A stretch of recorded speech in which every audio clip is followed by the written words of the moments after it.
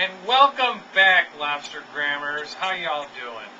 We are Ask Dan, the Lobster Man, which is one. And we have Nikki back there. Hi, Nikki. Hello. What do we have today for Ask the Lobster Man? All right, we got some great questions for you today, Dan. The first one comes from a Miss Roxy Salinas in Fort Bliss, Texas. Hi, Roxy. And she says, my husband is deployed to Iraq and won't be home for our wedding anniversary at the end of the month. I still want to send him something really special, but I know I can't send perishables overseas. What would you recommend I do to get him a lobstergram in the desert? Well, first, tell your husband thanks for his service. Obviously we can't ship lobsters out that far.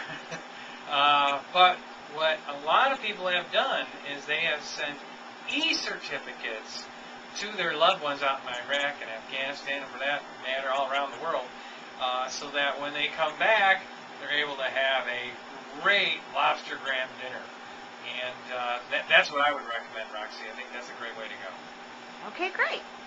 All right, our second question today comes from a Gary Bingham in Hartford, Connecticut. Thanks, Gary.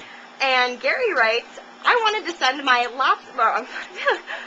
my dad a lobster feast for his upcoming 75th birthday. Nice, son. But I think your dinners are all too much food for him to handle alone. Are there any dinners for single people or pre-made foods that you carry that I can send him?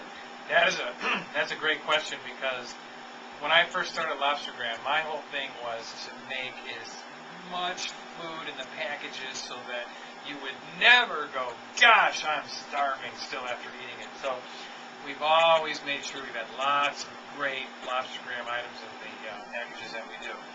So about 3 years ago, someone said, you know what, I just want to send it to my mom. And their parents are divorced, but they don't want all that food. So we came up last year with the singular sensation. And it's dinners for one. And you still get a lobster, you get one lobster, you get a steak, and you get some desserts, some chowder.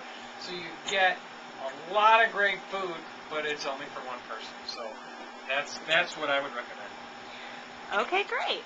All right. I want to say thank you so much for sending your questions again. And don't forget out there, everybody, to send your questions to Ask Dan the Lobster Man at livelob.com, and maybe we will read your question on